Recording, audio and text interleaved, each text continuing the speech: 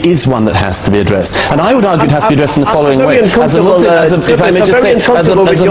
a Muslim friend of mine said in Birmingham to me recently, who said to me recently, she had spent all of her life being addressed as a Muslim woman and never as a British woman. That's the kind of rights that we should be talking about. Get ready to witness how Douglas Murray shreds a Muslim man's defense, exposing the shocking truth about Pakistani gangs exploiting vulnerable British girls.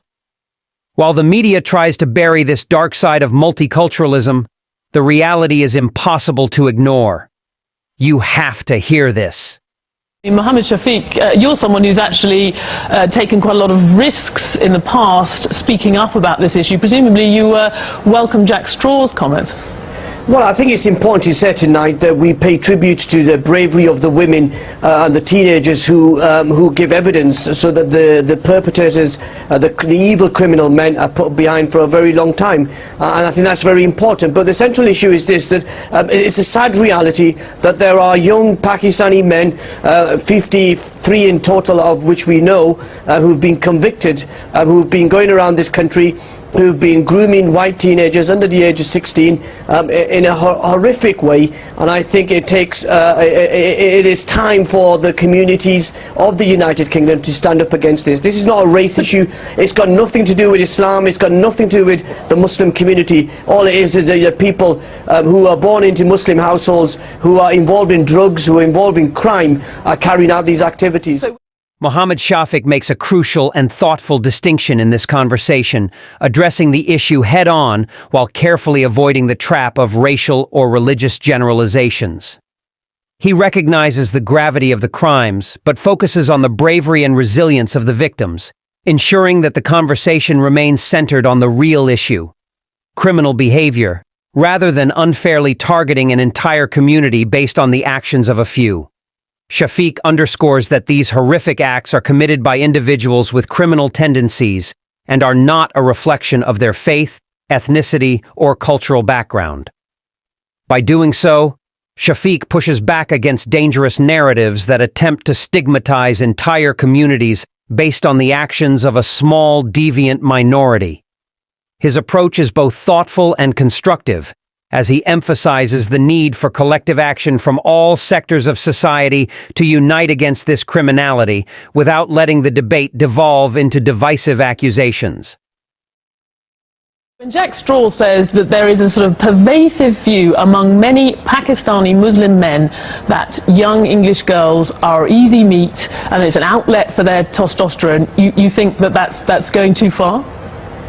Well, I think Jack Straw was very narrow in what he was actually saying. He didn't go into detail of his argument, so I would be reluctant to. He's quite broad. He's saying that this is a view in that community. That's my point. He's far too broad. Well, but I think it's so not easy meat. They're not considered to be easy meat. Yeah, I mean, I think I've said that in you referred to the Times commentary piece that I also was involved in. What I tried to set out was there is a perception that some of these young men do not see white girls as equal, as valuable, of high moral standing as they see their own daughters and their own sisters, and I think that's wrong. It's a form of racism that's abhorrent in a civilized society, and that's why I've taken the initiative 2 years ago to speak out against this, against, as you said, so personal risks to me and my family. But I did that because I believe it's wrong. For as long as these people are carrying out these crimes, we've got to stand up. It's got nothing to do with race, it's got nothing to do with religion. They should be treated as criminals, and that's it. Religious problems.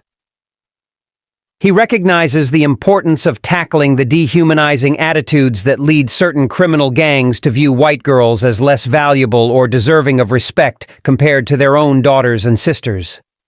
Shafiq frames this deeply troubling mindset as a form of racism, pointing out that it has no place in a civilized society and must be confronted head-on.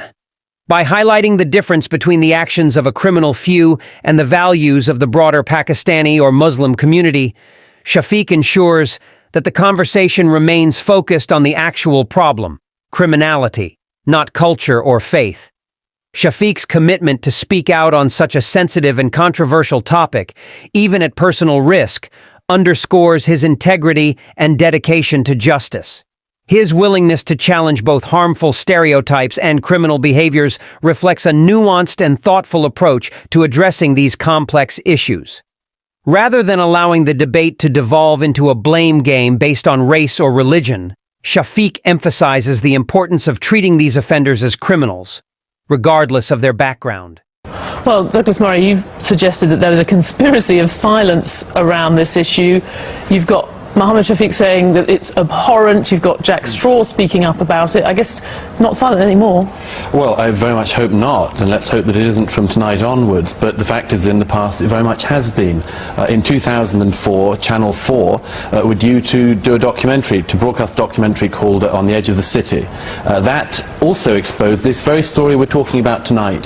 The police asked Channel 4 not to show that documentary because the BNP was starting to talk about what they were both saying, that it was going to be a great advert for the BNP. Because of that, all sorts of other people came in and said Channel 4 mustn't show this, they mustn't investigate this. Muslim leaders said they shouldn't be doing this. The fact is, we can't sweep things under the carpet in Britain just because we don't like them. Murray's claim of a conspiracy of silence oversimplifies a complex issue. High-profile cases like the Rotherham scandal were thoroughly investigated, resulting in numerous convictions and significant public reforms aimed at preventing such atrocities from recurring. The idea that there has been a deliberate suppression of information ignores the fact that these crimes were brought to light and addressed by law enforcement, the media, and governmental inquiries, such as the Jay Report. While it's true that conversations around race, religion, and crime can be sensitive, suggesting a blanket silence overlooks the substantial progress made in recent years to confront these issues. Murray's focus on ethnicity risks perpetuating harmful stereotypes and unfairly stigmatizing entire communities. This approach detracts from the broader, more important issue: abuse and exploitation that occurs across all racial, ethnic, and social backgrounds. By framing the problem primarily through the lens of race and culture, Murray runs the risk of fueling divisive narratives, which could hinder efforts to bring about unity in tackling criminal behavior. I'd rather talk about 2010 than talk about something that was been going on in 2003. Actually, you should be commending the community. You should commending me tonight on Newsnight for actually taking a position on this. Absolutely, I do commend you for it. I was talking about the background of this, which I think is very important to look at. The fact is, this case is very shocking to a lot of people because they didn't know this sort of thing was going on, because there has been a wall of silence around it. And I might just add that there is a demonstration of the seriousness of this problem and the unwillingness of people to attack it, to address it, by the very fact that one of your previous guests refers to the fact that his own stance in speaking out against sex gangs in Britain in 2010 is brave. It is brave. It shouldn't be. That demonstrates part of the problem. A heated debate erupts between Douglas Murray and Mohammed Shafiq over the handling of Pakistani grooming gangs, with Murray arguing that there has been a wall of silence surrounding the issue. He suggests that the bravery in speaking out against these crimes is indicative of a broader societal reluctance to confront uncomfortable truths, particularly due to fears of being labeled as politically incorrect. According to Murray, this hesitation has allowed the abuse to continue unchecked for too long, and a more forthright approach is needed to address it head-on. Shafiq, however, counters Murray's argument by emphasizing the need for justice and accountability without scapegoating entire communities. He acknowledges the severity of the crimes, but stresses that labeling the entire Pakistani or Muslim community based on the actions of a few is both unfair and counterproductive. Shafiq argues that the conversation should focus on the individuals responsible for the crimes, rather than resorting to broad generalizations that stigmatize innocent people. He points out that most British Muslims and Pakistanis find these acts abhorrent, and the discussion should aim to unite communities in tackling criminal behavior rather than creating further divisions. It needs to be less brave now, though. I mean, there is a point about trying to talk about today rather than the past. Would you accept that we have become less politically correct, if you like, or at least that we seem to have gone past that to address this issue, to talk about it in these terms? I'd very much hope so, but I mean, I think you can even hear in the way in which Jack Straw talked about it in your interview, and the way in which any politician or indeed commentator will talk about this, that people feel they are treading on eggshells. girls. Modern Britain has all sorts of taboos, unspoken things that people don't want to get involved in case they're accused of all sorts of unpleasant things. And people, for that reason, people are very careful about addressing things like this. And I would hope that people can realize that this is the very beginning of addressing very unpleasant things that are going on, but they have to be more than addressed, they have to be dealt with. Murray's claim that political correctness is obstructing honest discussions about grooming gangs misses the mark. In reality, significant progress has been made in bringing these issues to the forefront of public discourse. Major investigations like the J Report have not only shone a light on the scale of abuse in places like Rotherham, but have also led to concrete actions, widespread media coverage, and national debates. These reports have triggered changes in how authorities respond to such crimes, ensuring that these atrocities are neither ignored nor downplayed. Far from being stifled by political correctness, conversations around these crimes are increasingly direct and focused on the root causes of the issue. Both the media and public figures now openly discuss grooming gangs and related topics, reflecting a shift towards a more transparent and balanced approach. Okay, but then what do you think they should actually do? Because this isn't just about political correctness. I mean, your suggestion is that it's actually making it harder to confront a horrific crime that we heard about in that piece. What is the next step from here? Political correctness obviously makes it harder. It makes it harder for the police. But what should they do now if we've got over that? The thing they do now, among other things, is to do it, as Jack Straw mentioned, for the Pakistani communities of this country, Muslim communities in this country, and other communities, of course it isn't just them, to address this problem among their young men, of the way in which young girls are seen, because that is an endemic problem. It is one that has to be addressed. And I would argue it has to be addressed in the following way. As a Muslim, if I may just say, as a Muslim friend of mine said in Birmingham to me recently, who said to me recently, she had spent all of her life being addressed as a Muslim woman and never as a British woman. Okay. That's the kind of rights that we should be talking about. Mohammed Shafiq. Well, you know what, I have to say Douglas is showing his true colours once again, suggesting it's endemic. It's not endemic. The vast majority of British Muslims, the vast majority of British Pakistanis find what's going on abhorrent. They find it evil. Of course, and the people I speak to on a daily basis have said just that. I mean, you rightly said there needs to be an honest and open debate. That's why I did the piece in the Times. That's why I welcome the national debate that we're having in this country. But I think we've got to be very careful in suggesting that something's endemic or is ingrained in these youngsters from an early age. You don't What's think ingrained from an early age is tolerance, respect, and these are basic values. And actually the criminals, and they should be treated like criminals, and not tarnished. Douglas Murray's argument that grooming crimes are endemic within the Pakistani community is an overgeneralization that unfairly paints an entire group with the same brush. While it's essential to confront the horrific actions of individuals involved in these crimes, it's dangerous to attribute criminal behavior to an entire community.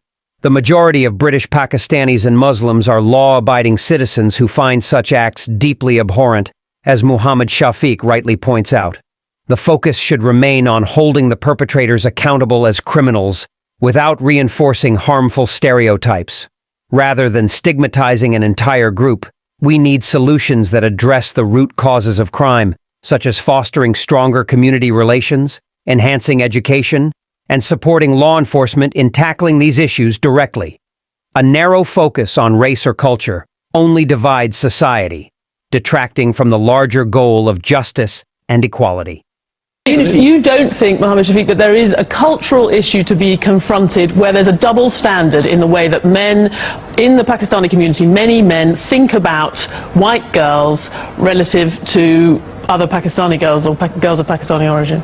Stephanie, I've already said that I think there is a perception amongst these criminal gangs. I'm not talking about the majority of the community, I'm talking about these criminal gangs. These people who've been convicted or are involved in grooming feel that the white girls are any less valuable, have less morals than their own daughters and sisters. And I've said that already, it's abhorrent, it's wrong, and we've got to do something about that. And that's why in the next few months I'll be going over to Holland to see what work they've done. They've successfully rejected reduce their grooming amongst young Dutch girls and see what lessons we can learn. But I honestly believe that this debate was about opening up this issue, opening the taboo topics, and we're having that debate within our Muslim community, the Pakistani community, and I hope that as we move forward to deal with this issue in a structured way, but in a way that respects diversity, respects tolerance, and doesn't throw accusations like Douglas is throwing around that is endemic. Okay, I'm afraid we'll have to leave it there, but thank you very much. Shafiq's stance is both measured and constructive, offering a balanced perspective on a highly sensitive issue. He acknowledges that certain criminal gangs hold abhorrent and discriminatory views towards white girls, but he is careful to make a crucial distinction between these criminals and the broader Pakistani or Muslim community. This distinction is essential because it prevents the dangerous and unfair tendency to blame entire communities for the actions of a few individuals. Shafiq emphasizes the need to address these issues openly and honestly, while steering clear of broad generalizations that fuel division and reinforce harmful stereotypes. His approach is solution-oriented, advocating for dialogue and engagement within affected communities to foster a deeper understanding of the problem and to collectively find ways to combat it. Instead of allowing the issue to be sensationalized or mischaracterized, he calls for structured, respectful conversations that involve all stakeholders. In this thrilling debate, DouglasMurray and Muhammad Shafiq go head-to-head on the controversial topic of grooming gangs. Murray argues that political correctness is stifling the truth, while Shafiq counters with a call for nuanced, fair discussions that don't unfairly target entire communities. This clash exposes the heart of the issue, balancing honest dialogue with respect. Jump into this heated debate, drop your thoughts in the comments, and let's get the conversation sizzling. Share your perspective and let's ignite this discussion.